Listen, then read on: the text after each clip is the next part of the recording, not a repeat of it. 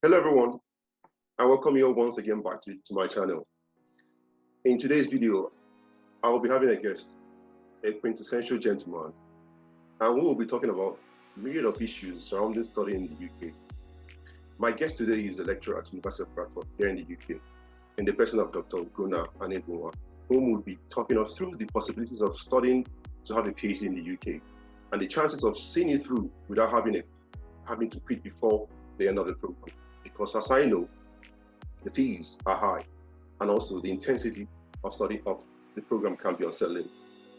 So without further ado, let's meet our guest. Hello, Dr. Gunnar. I welcome you to my channel.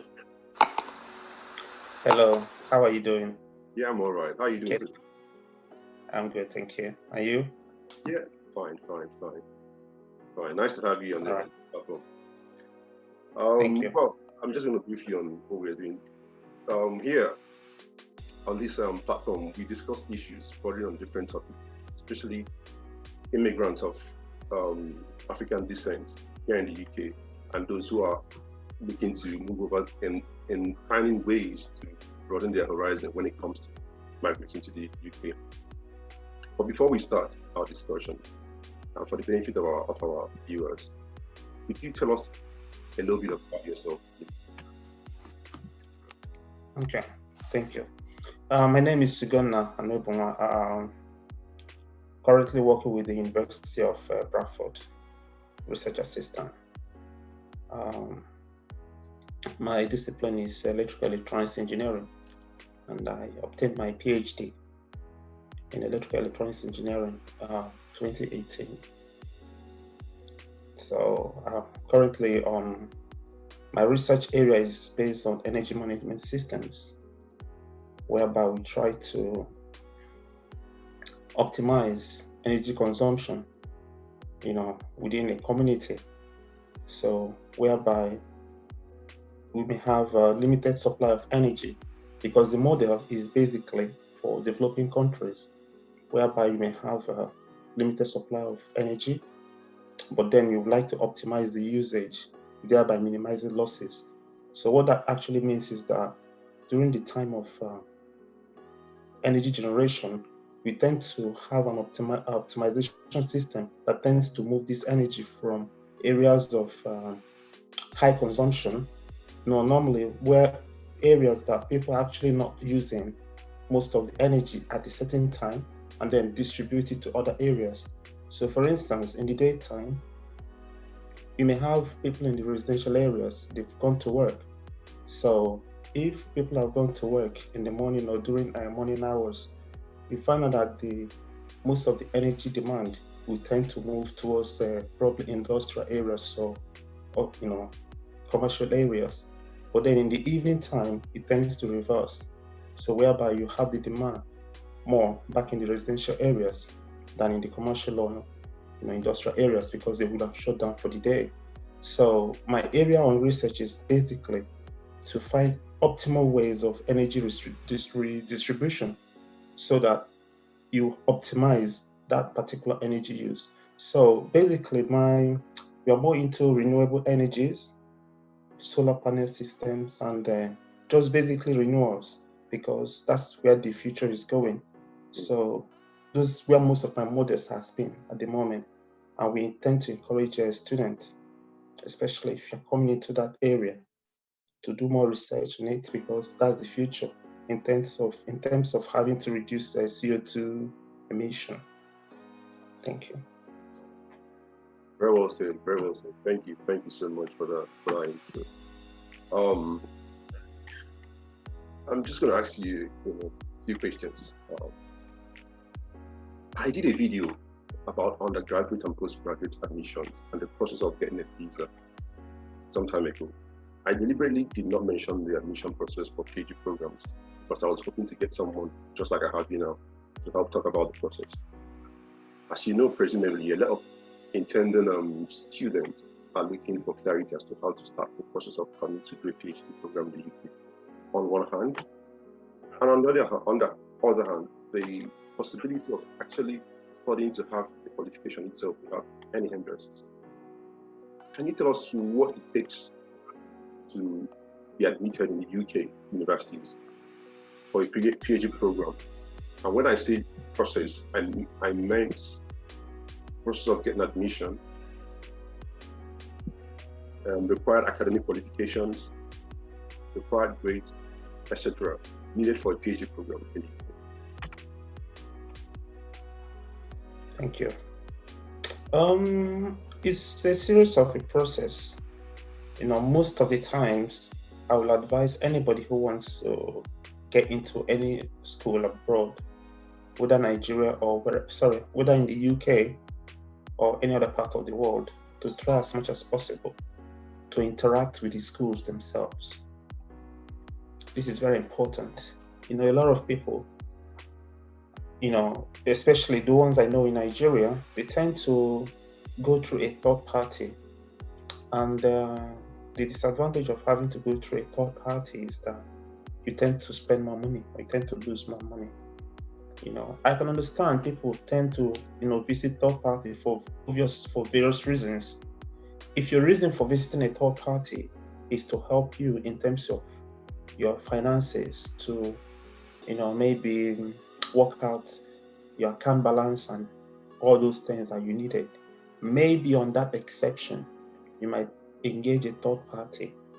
But as far as your admission is concerned, it's better you work directly with the university, because what a lot of people don't understand is once you send an email to any university of interest, the school will most likely reply you within 24 hours, so long as they are in session.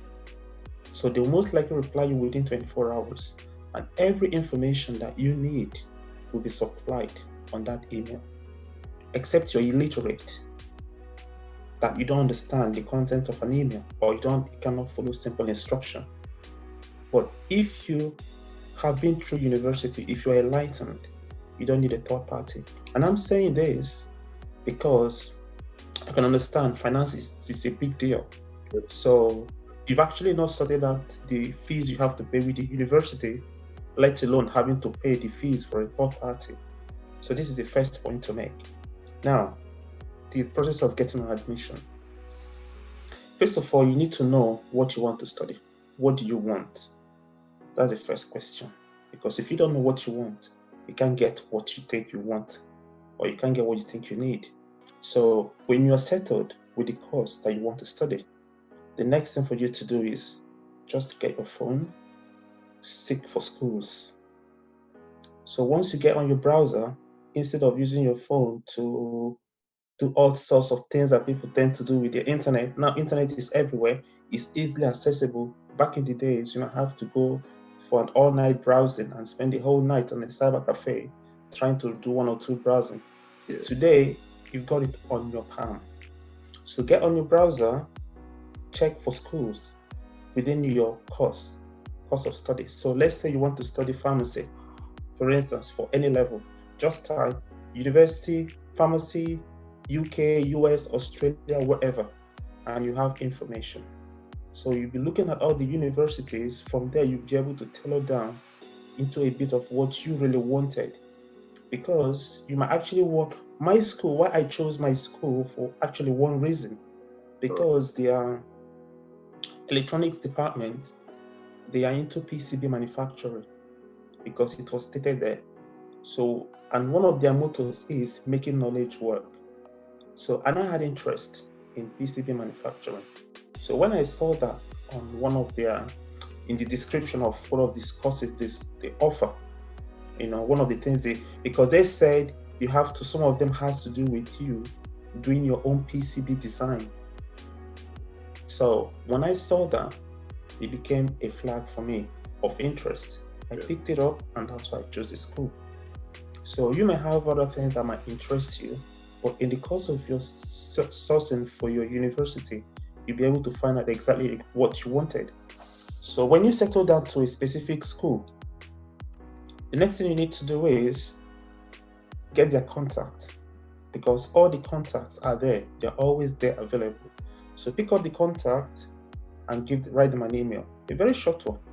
Tell them you're interested in their school, that they offer so this is your area of interest. Is this something that could be possible? just drop an email.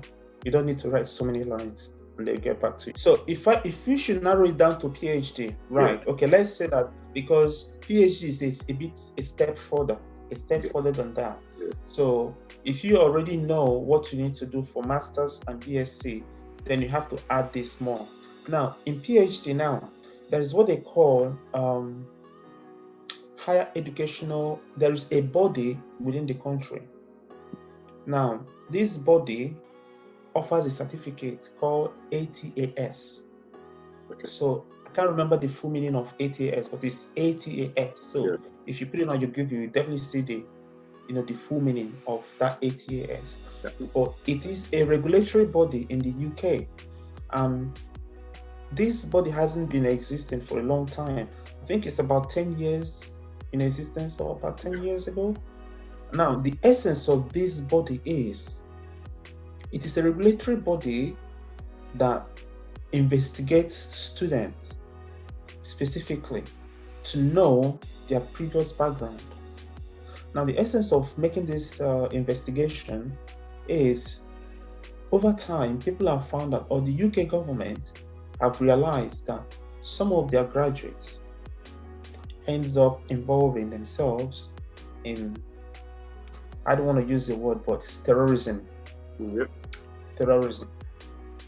So when they've obtained their knowledge here, some of the knowledge that they've obtained here, they might end up applying those knowledge to do something that is not right. So even if it's not just terrorism, but it could be any other thing that is a vice, against the government. So let's say, for instance, you come to the UK, you learn how to do your chemical engineer or your chemistry student, you learn how to mix a few chemicals they've taught in the school, you end up going to your home country or wherever, and you start making bombs, so which is not good for humanity. So this is like a check. So depending on the course, it's not all courses that they require that certification. They mainly look at engineering, they look at medicine. In fact, most sciences, they are under that category. So what this thing means is that you have to make an application for ATAS certification. Yeah.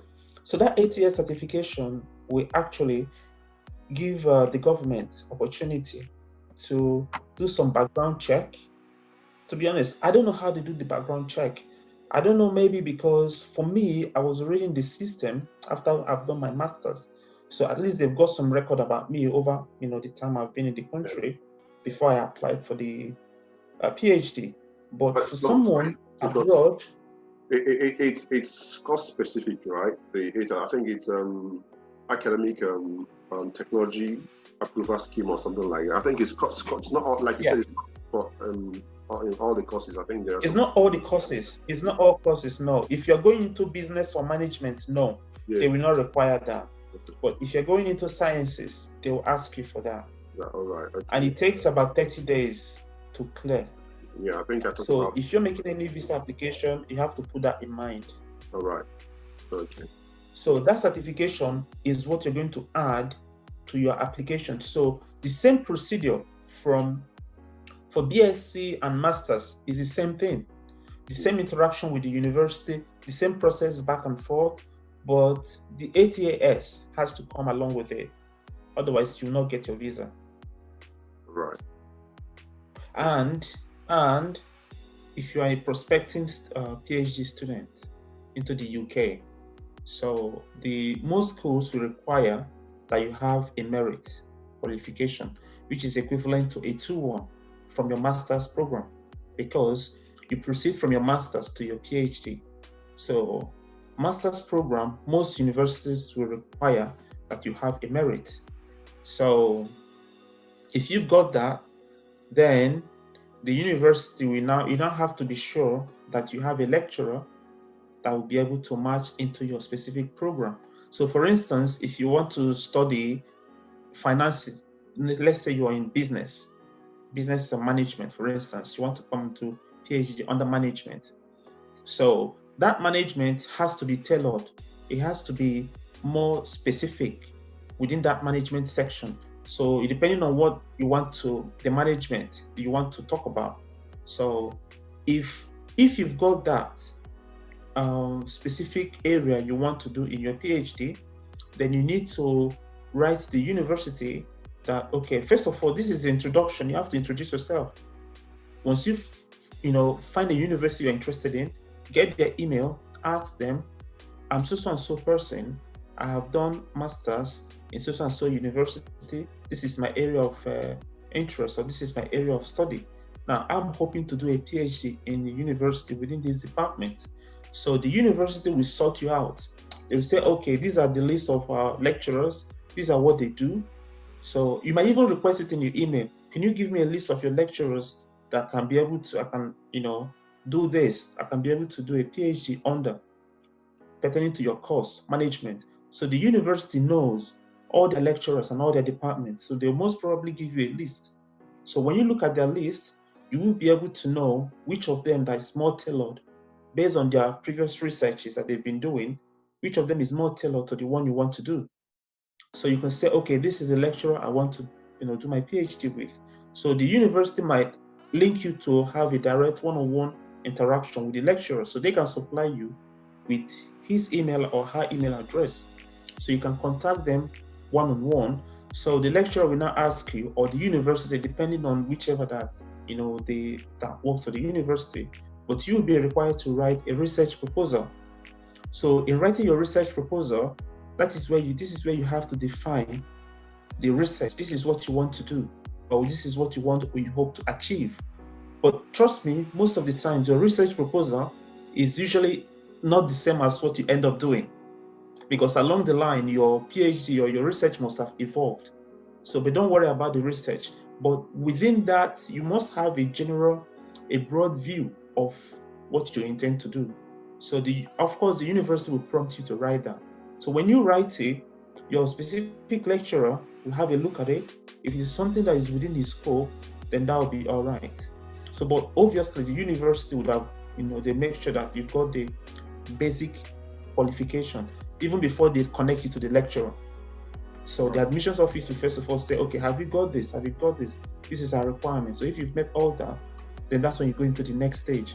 And that next stage is link you with the lecturer. So when you now finish your interaction with your lecturer, and if he's happy with your research proposal, then the lecturer will authorize the university to issue you with admission letter. So they'll give you an admission, but it is conditional admission. So depending when you meet all the other requirements, and those other requirements has to do with your funding, your fees, and if you've sorted out in your previous video, then that's fine. No point going into all those details. But this first part that I've told you is what you needed to do. Then after that, the university will now tell you, because most of the interactions is the university will guide you all through. So despite everything I'm saying right now, the bulk of information is still coming from the university, because once you interact with them, they will still relay all these things. So you don't have to memorize anything or just to be worried about, oh, am I going to remember this? No, the university will guide you on the specific things that they wanted. So depending on the course you're studying, if you're into sciences, they will require you to get this ATAS certification. So, but if you don't need that, they just tell you exactly what they need. So, but those are the steps you need to take before you can be able to get your final admission, before you can think of coming here to do your PhD. All right. Thank you so much for that. Thank you so much. I want to ask you, when it comes to fees, we all know that school fees are very expensive, or it's very expensive to study in the UK. How much does it cost to have a PhD program in the UK? And secondly, how many years does it take to complete a PhD program? Okay, thank you for that. School fees, like I will always say, it varies from institution to institution. So, but most of the times, you never get any PhD that will ask you to pay anything less than £15,000 in a year. In fact, I use the word never. Not in the UK, you can't. So, average fee is around 18,000, 18 to 20,000 pounds per year. and it's paid for 3 years. So you're looking at between 55,000 to 60,000 just for school fees. So it is paid over a 3-year period. And most universities might ask you to pay the first year school fees upon enrollment. The rest of the fees could be paid in installmental, you could reschedule it. Maybe you might pay twice a year or 3 times or 4 times. You agree that with the university based on that. But in terms of the total fees that you need to pay is around £55,000 in total. And you may need to have up to £17,000 in cash before you can enroll for your first year. So if you find yourself in the UK, you might be able to do some work, maybe part-time work, or that's actually what everybody does. Yeah, I was even so going to you come need to to do that. that to be able to. Yes. Okay. I was going to ask you that later anyway, but go on, since you're talking about. Okay, fine. Okay, so you may need to. Okay, if so, that's what you have to do. You need to make sure you have a job. Otherwise, you won't be able to sustain yourself, all through. At the current exchange rate of about 800 naira to £1, and you're talking about up to £60,000. So you're looking at 8 times 6, about 48 million. That's a lot. That's quite a lot. So I don't know how many people will have that in their account before they'll start coming here. So definitely you have to work. Yeah. So if you are coming to work, then upon your arrival, first thing you need to do is to interact with people. Assuming you don't know anybody, let me just use that worst case scenario. You don't know anybody. So the first thing or the best thing for you to do is talk to students, because you would have your first point of interaction would be fellow students. Speak with them. Some of them might not be able to give you as much information as you needed, but by the time you speak to a few people, you must definitely be able to know, especially people from your country. If you're able to find people from your country, because they tend to have similar experiences or challenges as you might be having, so they may be able to give you the direction that you might need. So once you get a job, there are so many jobs available depending on your previous experience. So I cannot say exactly what specific job you'll be able to do. It's all a variety. Some of them could be, but the key thing is you cannot work a full-time job. It is not allowed. It is illegal. So universities normally pegs your working hours to a certain length of hours. So for instance, the government, I'll stick with what the government says, because I cannot advise you, give you an advice and then you run into problems. So the government's cap for working hours is 20 hours per week. Wow. I don't know if it has changed. So if they've told you anything different, keep to whatever they've told you. Or information I'm giving you is valid at least up until the last 5 years ago. So it's 20 hours per week. Now, when you come to the university can now advise you to do a certain length of hours. Now, this is advisory. So my University of Bradford, they'll ask their students to do only 15 hours per week. Wow. But if you do more than 15 hours, you have not broken any law in the country. So you can't have any repercussions. The only thing is, if you have academic issues, let's say you fail some courses and you are not able to justify why you failed those courses. Justifiable causes could be maybe ill health, or maybe bereavement, or any other thing that the university considers legitimate. They can extend your program. They can give you an extension of your program. And extension of program means extending your visa. Right. But if there is no officially recognized reason why you couldn't finish your program, they could say, okay, how many hours were you doing? If they were able to find by any means that you've exceeded the 15 hours per week that they prescribe, even if it is less than the 20 hours by the government, they can still decide to refuse you a visa extension. But if you're doing 20 hours, exceeding what the university has offered, and the university is aware that you're doing 20 hours, They can't do anything. So long as you won't come back to them and start begging them to extend your visa. So if you know you can cover both, then that's fine. Right. So this is all about the working side. So you need to get money and try as much as possible to live according to your means. That's the only way you'll be able to save money, so that you'll be able to support yourself and pay school fees, your family as well, because that money is not going to be enough. There's no way you'll be doing 20 hours a week and you use that to raise £15,000 every year. That's not possible. It is not possible. It's not possible. So you have to find your own means of getting money. I cannot give you any advice that is going to be that is going to jeopardize your program or anything, but you have to use your head. So when you get into the system, you have to find a way to survive. I'll put it at that. All right. That's good. Thank you. That's good. When you talked about fee, are you meant to pay? Are you meant to pay? Are you meant to pay everything? Like you said, the first year, you're meant to pay the complete amount, the complete fee the first year, or some university or your university, do they accept part payment? I remember last time we talked, you said something about having to pay, if you're looking for admission, you need to pay like about 2,000 or 3,000 holding fee or something like that. If you pay such amount and you decide not to continue with the program, is that money refundable?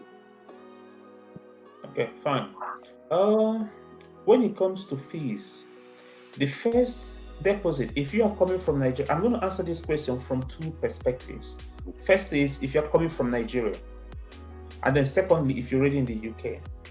So if you're coming from Nigeria, you need a £2,000 deposit to secure the admission while you are interacting with the university. So when you put the initial deposit, and then the university giving you letters, and you've been able to show your bank statement, the bank statement that they're going to ask from you is just for the first year. They're not going to ask you a bank statement that will cover all the years. No, it's just for that first year. Right. So for that first year, it will be very specific. You follow the guidelines of the university. What I'm only giving you is an idea of what to expect from the university.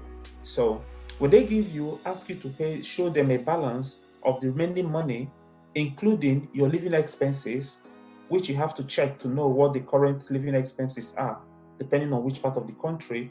You sum all of them up and then show the university, and then if they are happy with that. Now, in coming to the country, I've made an observation. My university will ask you to pay half of the balance of your first year, because somebody I know who's coming for a master's program, he was required to pay 50% on top of the £20,000, £2,000 that is deposited. So if the school fees was 15,000 and he's already deposited 2,000 originally, that means he has 13,000 balance. Now, upon coming to the UK, before he can enroll for his program, he will now have to pay the remaining 5,500 to make 7,500, which is half of the 15,000, which is the school fees, before he can be enrolled in the university. So the remaining 7,500, the university will give him, a payment schedule on how to pay the balance. But then I've known another university that have asked their students, after the first £2,000 payment, and after all the showing of on your bank statement, all the bank balance of the money you've got, once you get your visa, you can come into the UK. Before they enroll you into this to do the course or the program, you have to pay the balance of the money. So if it is 15,000, for instance, and you've already paid 2,000, before you can enroll, you have to pay the 13,000 balance. So these are two universities that I've known, that have their own different policies. So depending on what your university asks you to do. So, but the £2,000 is not refundable. The only condition for refunding is if you've made a visa application and it was refused.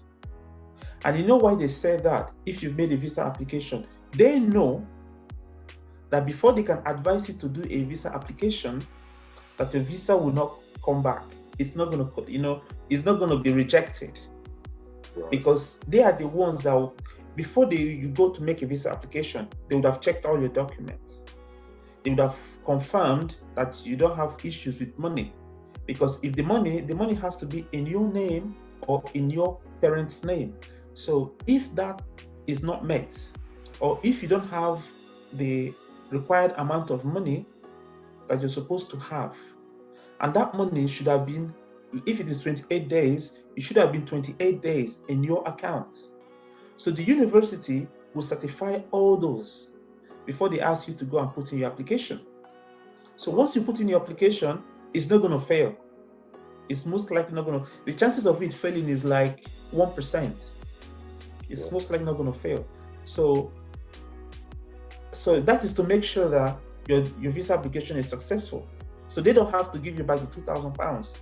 So, but if you're requesting for £2,000, that means you've not made the visa application. And on that condition, they're not going to refund it. So basically, it's not refundable. I just want to use that word. It's safer to say it's not refundable. All right. Right. So back to my question, the question asked earlier, how many years does it take to complete the PhD program in the UK? Normally, it's a minimum of 3 years. The quickest you could cover is complete your university PhD is 3 years. But because I know people who have done that, I don't want to advertise Soludo, Professor Chukwuma Soludo, but somebody said I think he did his PhD in about 3 years. Yeah, I'm not very sure of that, but this is something that I heard. But normally, you cannot complete your PhD earlier than 3 years. Now, the 4th year, because you pay school fees for 3 years. So normally your first year, what you normally do in your first year is to understanding your research. So you first of all understand your research. At that time, it's a bit hazy.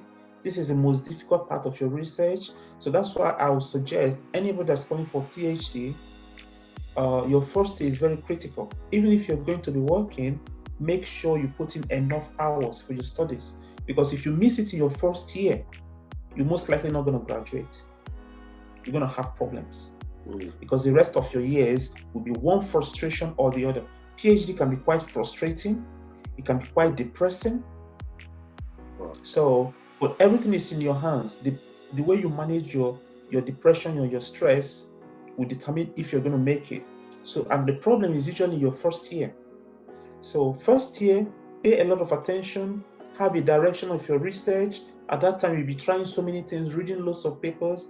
It's more like a literature review. So you have to review so many papers to understand where your direction is going. Then after the first year, there's what they call transfer. So the university will expect you to write a document. You have to present a document. Normally, sometimes it could be up to about 20 pages. It's written in the standard of a thesis, but it's not a thesis.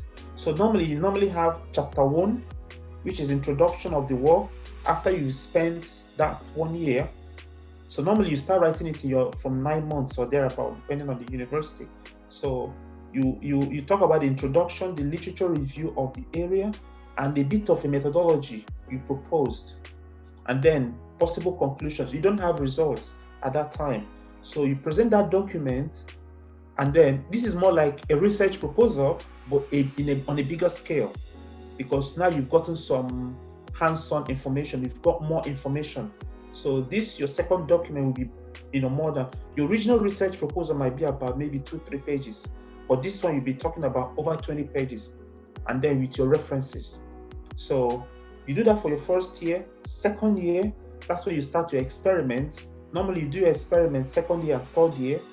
Then fourth year, you start to round up. You start writing up. So PhD, most people do PhD from 4 years. It's normally 4 years. So after that 4th year, and this is what the university recognizes. So if the university is giving you admission, the visa that will cover your admission will be for 4 years, and then you might have 4 months for graduation, because normally the UK policy is whenever the university gives you admission, they normally give you 4 years extra on top of it. 4 for months you or to 4, use 4 that. months or 4 years. 4 months. 4 months. Right. So even if you're coming for masters, for instance, you've done a masters and it's for 12 months, most times your visa will be for 16 months. They'll add extra 4 years, extra 4 months on top of it for you to graduate, because graduation is normally 3 months after that, and then you have extra 1 month to pack your bag and baggages to leave the country. So they give you extra 4 months. So if you're coming for PhD, normally the government, the university will recognize 4 years for your program. So the first 3 years are the years you pay school fees. That's why you pay school fees for 3 years. You don't pay for longer than 3 years. Now the 4th year is your writing up. So that writing up is you have to write the proper thesis. Your thesis has to be written within that 1 year. Thesis takes a long time to write. So that's why you put in all your results. If you've gone for conferences, if you've published on journals or conference papers, all of them will be reflected in the document. The university thesis vary. The way they present thesis, university, it varies from one university to the other. So this is your lecture, your supervisor will guide you on that. But normally, PhD is 4 years. So, but if you're not able to finish your PhD in 4 years, it might stretch into the 5th year or the 6th year. Now, when it goes beyond the 4th year, then the university will now have to give you request for another visa for you. So that visa application, the request for a visa for you. So the visa application, when you make the application, the university will now support you. And the reason for you to obtain the visa could be over a variety of issues. You must have done your Viva. Let's say you did your Viva and you didn't pass, or you had some corrections. So those corrections, if the correction is the major correction, normally major correction takes a year to correct. And you know that within that next 1 year, you are not going to have enough time based on what you've got left on your visa. So the university will most likely request for a visa extension for you. So those are the things, but typically it's 4 years. So let's keep it at that. Don't work beyond 4 years, because some university might deny you having those extra year, and that could mean a failure. So keep it at 4 years. Yeah. Right. Thank you for that. Thanks for that. Okay, going forward, the issue of school fees. When it comes to funding, it's quite expensive. It's very expensive to study in the UK. I would just want to ask: are there some sort of help students can get from either from the university, or let me say some sort of scholarship or grants students can get from either the university or from the UK government to at least help with their school fees? And what I meant international students, not home students. Yes.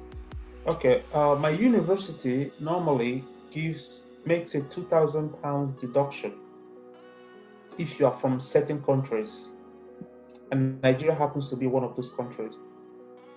So the nominal fee for university for PhD here, let's say, is 17,000.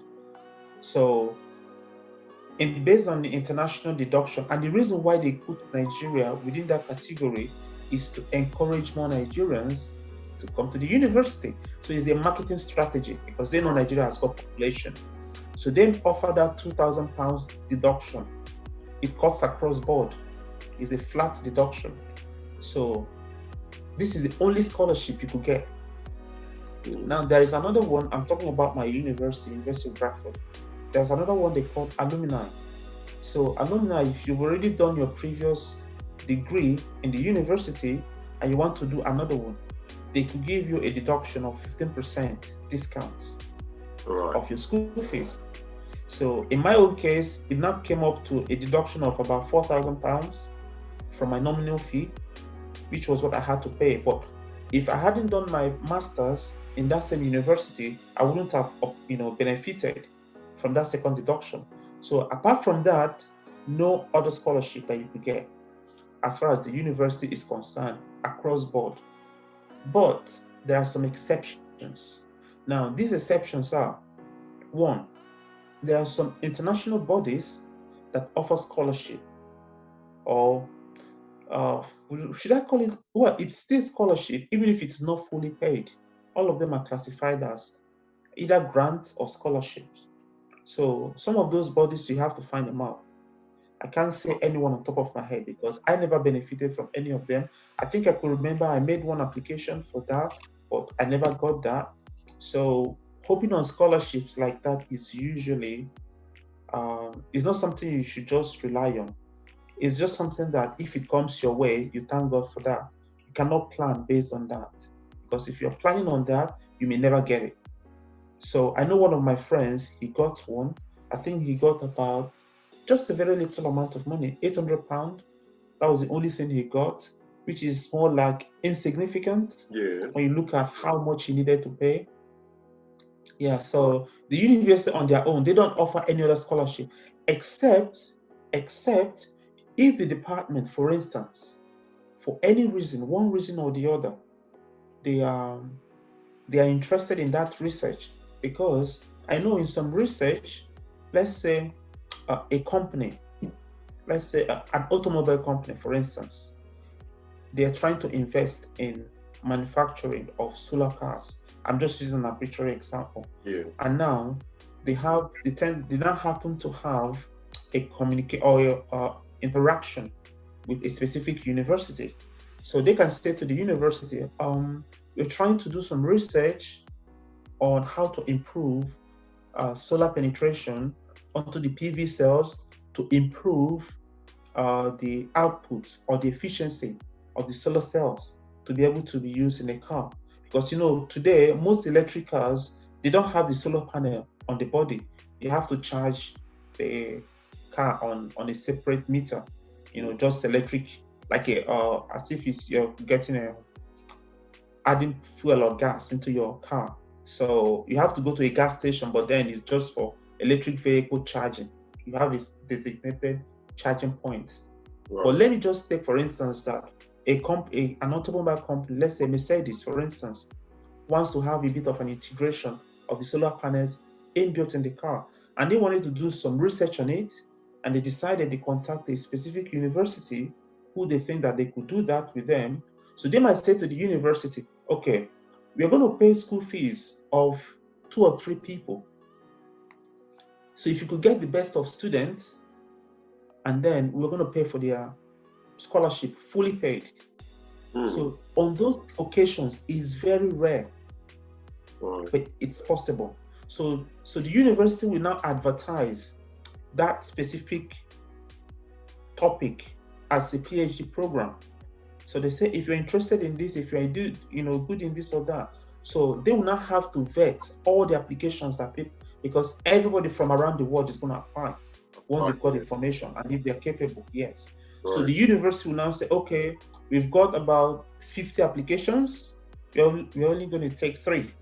So what is the chance of you being one of those? Because probably they will check your first degree, maybe if you made the first class, if you've done very well in your master's, and probably if you've made some paper publications, or if you've had some industry experience before coming into it's based on what applications that they've got. So based on that, they'll offer the admission and the scholarship fully paid. So it's only on those occasions that you can get that kind of full sponsorship. Otherwise, you have to pay your PhD by yourself. Right.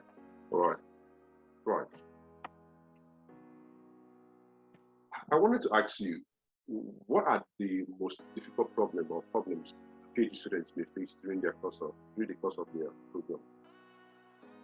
And interesting. And are there chances that at some point some students may want to quit the program? To quit the program? Because obviously I know it's going to be challenging. So at some point, do you think, or let me just use you being someone that has been through the process, was there a time you felt like quitting the program? Maybe due to fatigue, due to stress, due to school fees, anything? What do you think would be the problem they could face? Do you want an honest answer to this? Sorry? Do you want an honest answer? Yeah, of course. That's why we're here. Just for the intended students. Good. student? No. Yes. What The answer is yes. Okay. Yes. And as a matter of fact, if I'd seen the enormity of the challenges before me, before I started, probably I wouldn't have even started doing the PhD. This is the honest answer. But in hindsight, I'm glad I did not withdraw from the program. The only thing that made me not to withdraw from the program was because I've paid in so much money. So I was like, I'm stuck between the devil and the deep blue sea. If I had not paid for that, I would have left the program. So I was looking at my money. It was the money that I paid that actually made me to stay, because I couldn't afford to have lost that money just like that, because it was too much. So if somebody had paid for my fees, if I was on a scholarship, for instance, I probably would have left it. So that's the challenge. So for an average person who came from an international student, you'll be faced with two challenges. The first one is financial challenge. The second one is the academic challenge itself, the program. So the lesser money you have, the more your problems will be complicated, because you'll be battling from how to survive in the country, and also how to be able to keep up with your academic requirements. Because if you're not keeping up with your academic requirements, the university can kick you out. If you're not performing well, they can ask you to withdraw. So in my own case, I have had a balance. Lucky thing for me was my first year before I started, I paid my school fees for the entire 1 year. Right. So I paid my first year school fees. So that reduced the pressure for me to have to look for work to survive, to pay for house rent, and pay for school fees while also having to study. So I would say that the first 7-8 months, I was more into my studies than anything else. So that's actually how I survived it. Because my PhD was kind of different, I came up with my own project topic. So it wasn't as if the university offered, because some universities, you might come into a university and they will say, okay, this is the research team, this is what you do, you find a way to fit yourself within that research team. So that's different. So you know that you already have a plan, there is a plan. So you have to find a way to fit yourself into that plan. But in my own case, my supervisor was one of the first, he was just starting to build the team. So we are one of the pioneers that, pulled that department and gave it the pathway that is being sustained with up to today. So at that point in time, there was no pathway. So it's like just being on the wilderness. I was just wandering, not knowing how to build my research path. So that was what made mine a bit more complicated at that initial time. But I was happy, I was glad, I was able to find a pathway. And then along the line, started having financial issues from my second year because I didn't have enough money anymore. So those are the two things that I actually had to struggle with, to the point that in my second year, I decided I wanted to defer my admission. I wanted to suspend my program. It was really that bad. I wanted to suspend my program. So I went to my supervisor, I requested for that. He then said to me that this is the implication, because I didn't know the implications. He said to me that if you put in a request to the university that you want to suspend your program, they're going to write the Home Office that you are withdrawn from the university. They will cancel your visa. You go back to your home country. When you are ready, you can come back and make a fresh application. And then you carry on with the program where you were. Because I was an international student. If you're a home student, you wouldn't have all those complications. You would just pause your studies. And then whenever you're ready, you come back and carry on. But if you're an international student, they're going to stop your visa, because that visa is meant for you to study with. Because I was thinking, okay, why don't I pause my education, go, get more into some work, have enough time to work more so that I'll be able to raise money. They said, no, it doesn't work like that. So I had to juggle both. I had to do both. There is a way I had to split my time. I had to do more things. So, but eventually, the university, because if you don't meet up with your payment, at some point they might limit your access to the university. You are not withdrawn, right? But they can limit your access. Maybe they will stop you from using the computers in the university, just to put pressure on you. So me and the university were always going back and forth. Maybe if I have £500, I'll just give them, because the original plan that we were scheduled to pay 2,000 here, pay 3,000 here, pay 5,000. I didn't have that money. So what I was doing was, any little money that I've got in my hand, I'll go and pay them. So I eventually had to spread my payment for as long as necessary. In fact, the university had to understand, so at the end of the day, they were a bit lenient because I was always coming to pay. So they saw the commitment for me to wanting to settle my fees. So every month I was giving them something. So it doesn't really matter how much. Yeah. So it gets me on at that point.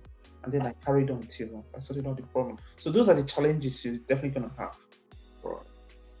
So after all of these challenges and stress and everything, for those who would like to stay back or go on to have a settled status in the UK, those who would want to stay back and live in the UK, are there chances for them to step up to that level? Because I know this question is very, very important. Yes, it's very, very important. It depends, to be honest. It depends. Some people might be lucky, some people may not be lucky. So whatever I say right now doesn't necessarily have to apply to every individual, based case by case. So, but the only thing is, if you want to stay in the country, make sure subsequent visa might be difficult, because the UK, they have this post-study work visa that they offer to students for 2 years. So before you could get that post-study work visa, you must have completed your studies successfully.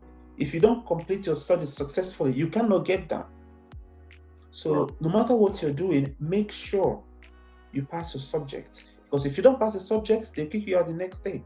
It doesn't matter how many years or months or years you've got on your visa, they can just cancel it. So if you want to stay, just like I said, make sure you pass your subjects well, and then that can actually help you to look for opportunities. Let's say to look for job, or within the lecturer field of lecturership. Although in my university, they didn't have to offer me the stay. My stay was based on my length of staying in the UK. So it's not as if because of you've got a PhD, that means get your automatic stay. It doesn't work like that. It doesn't work like that. So there are different routes to settlement in the UK. One is by marriage. Second is by family. Maybe your parents, if you're less than 18 years old and your parents, either of your parents is a UK citizen, you can obtain that citizenship based on that. Thirdly is by length of stay. So if you are in the UK continuously for 10 years, so you don't have a major gap in between, you've not been in the country longer than 180 days at any single time. Outside the UK for more than 6 months. If you've not gone outside of the UK for 6 months, continuously for 6 months, or you've not spent longer than 540 days outside of the country over that 10-year period. So 540 days is like 18 months in a total. Yes, a total. So you've not been outside the UK within that 10-year period under consideration. You've not spent a total of more than 18 months outside the country, and you've not spent within that 18-month period that you've been outside, you've not had more than 6 months continuously. So these are the requirements over that 10-year period. And obviously, you mustn't have any record, criminal record, or some of all those things. And you mustn't have overstayed your visa at any time. So there are so many other things that you just have to, keep a good profile. So that's the third one, length of stay. And then the fourth one is by employment. So if you're lucky, yes, I'll use the word lucky. If you're lucky to have an employment that pays you a certain minimum amount of money. So normally those type of employment are actually tailored on your profession. Let's say you're a nurse or an engineer or in business or in management, whatever field. So you've got this job that pays, I don't know how much is it at the moment, but I think it's about £24,000 or something minimum that you have to earn. Then, and if that company is willing to offer you a stay, to sponsor your visa, because these are two things. So in some firms, they might say, oh, we don't sponsor international students. No, international workers. We don't sponsor international workers. If that is the case, you can't do anything about it. But if they offer you that sponsorship, they can make an application for you to stay in the country. So those are the routes to stay. So when you finish your PhD, for instance, normally you get the first 2-year post-study work visa. So within that 2 years, yes, you can now use that to find a way to settle in the country. So what most people do is by looking for jobs. So if they can get any job that could be able to sponsor their stay, just can be their sponsor, then they could get their stay in the country. And for you to be able to stay, if it is true work related, it's 5 years. But if it is a length of stay, it's 10 years. So whichever that comes first, you can always go for that. Right. But just let me take you back to, when you were a student. In time you were a student, do you ever have some sort of conflict, with your supervisors? Because back in Africa, students most times get frustrated by their lecturers not wanting to help something. Was there a time you had such problems with your family supervisor? When it comes to lecturer-student relationship, in my own case, my lecturer, we are very good friends, I would say. And the reason why I will use that word is because there are sometimes, obviously, you might have a disagreement. Maybe I'm thinking of doing something in one way, and he might think another way is better. But it never resulted to any clash. It's just an issue of disagreement. And I'll be like, okay. And I tend to follow. So it was a very good relationship I had with him. And he's a very good man. He's a very, very good man. He's an Indian guy, a very good man, no problems. So he will always allow you to express yourself. Because my PhD, I was the one looking for answers. So it was a bit of a pressure on my own side. And the last thing he will do will be to complicate my problems. Yes. So he was very supportive. Any idea I bring to him, we analyze them together. If it's not going to be so as I have thought about it, he might try to reshape it. But at some point, I had to just go my own way, because at some point he felt like, well, my problem seems like there's no solution. Because it seems like we got to a dead end. So I had to just carry on for about 4 months. I didn't go to see him. I was just minding my business. So he became worried at some point if I was still doing my PhD. Then I told him that I just stopped going to his office, doing most of my things in my own way. I said, in fact, I stopped going to the lab. I was studying more in my house or library, because the lab was a bit distracting. I needed to focus a lot more. So people stopped seeing me coming to the lab. He started writing me emails. He was a bit worried. I told him not to worry, that I've got something coming up. So eventually I had to make a presentation of what I was doing. And that was actually when my PhD started, in effect. And this was about 18 months after I started. That was when I knew I was going to graduate. Right. So those are possible. I've seen some colleagues that had massive problems with the supervisors that they had to change supervisors. Yes, so they had to change. And when you're changing supervisors, it's a bit political, because you're like setting up two supervisors against each other. Yeah. One of them might feel bad that you're leaving them after so much investment in your progress. Now you want to leave him to go, join another supervisor. So sometimes some supervisors might lure students to leave their supervisor to come join them, depending on the relationship they might have. So there's so much politics going on. So you just don't want to be caught in that kind of a web, But if you're unlucky that it comes to you, it's a challenge you have to deal with. Right. That's quite interesting. Very interesting to know. So, I'd say the final question I want to ask you tonight. Now it's for those who would like to get into a lecturing job or get a lecturing job, and after they have studied that program, what are the requirements and the possibility of getting one? Are they going to? Is there some sort of automatic employment for them having gone through that program, or they still have to go out there to look for a job, just like every other person? Yes, very, very important question. Yes, there's no automatic job here. No. So it's struggle all the way through. Even what? As a PhD. Say that again. Yes, even with your PhD, it's not automatic. The only thing that PhD will enhance, it might enhance your chances, but it's still not automatic, because when it comes to selection, they still have certain things or criteria that they go for. Normally, if you have paper publications, your chances will be higher. So if two people finish PhD, for instance, and one of them have had publications, journal publications, conference papers, but the other person doesn't have any publications, to the recruiter, they'll feel more inclined to employ the person that have got all those publications. So, but that doesn't mean that if you don't have any publications, you can't get employment. No.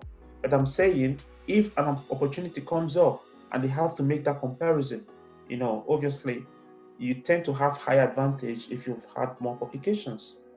So there's no automatic. You have to look for job, go on job sites, make applications, rebuild and remodel your CV to fit into any new role that you're looking for, and you might still get a rejection. Oh no, yeah, we're not going to take you. So you just have to keep applying. Really?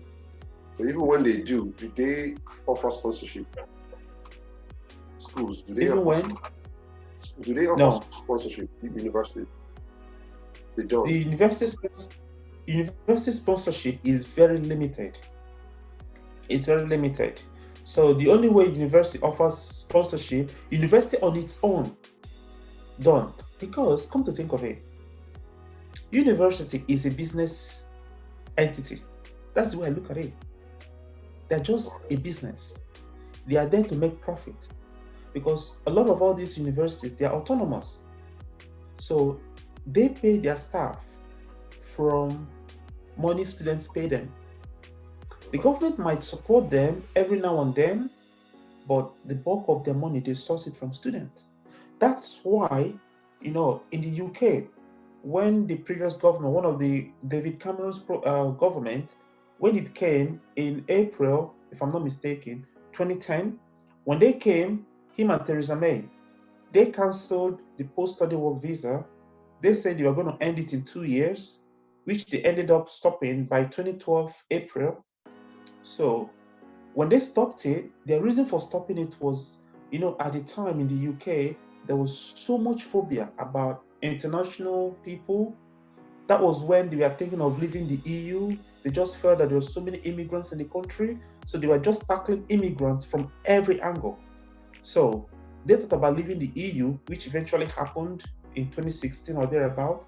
But for the students, the way they tackled students was they decided to stop the post-study work visa, because they felt that during that 2-year period, that's when most people were able to stay back in the country. More than 90 or 80% of students ended up, all the students that ended up staying in the country, I'm not saying that 80 or 90% of students, no. Let's say 100 students, for instance, come into the country for a program.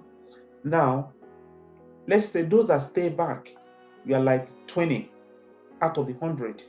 Of that 20 that stayed back, the post-study visa helped 15 of them to stay. So if you take the post-study work visa out, probably it's just about 5 out of the 100 that probably would have been able to stay. And that 5 is probably those that stayed by marriage. Wow. You understand? Even those that stay by marriage, that 2 years visa actually helps them to interact with the society, because when you're a student, you don't really get enough time to interact with the wider society. Your echo chamber is just within that university campus. You understand? And then once your visa finishes and you have no other means of visa extension, you go back. But the 2-year visa extension allows people to look for work, so interact with the broader society. So along that line, they might get married, or they might maybe get employment. So Theresa May and David Cameron slashed it off. So when they took it off, international students stopped coming to the UK, because people felt like we're spending all these monies only to be kicked out. So the government just wants our money. They don't even want us. So people stopped coming to the UK from 2013, 14, 15.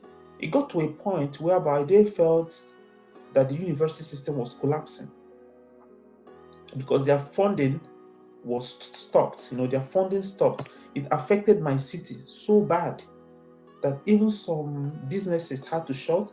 Some of the clubs, because those days students used to go to nightclub, it was actually students that were keeping the clubs, running. So when students stopped coming, the clubs had no patronage. They couldn't pay the bills to the council. They had to close. More than about 6, 7, or 8 of them closed up to today. They've not recovered. So the economy of the UK was hit so hard, and then the Brexit happened 2016.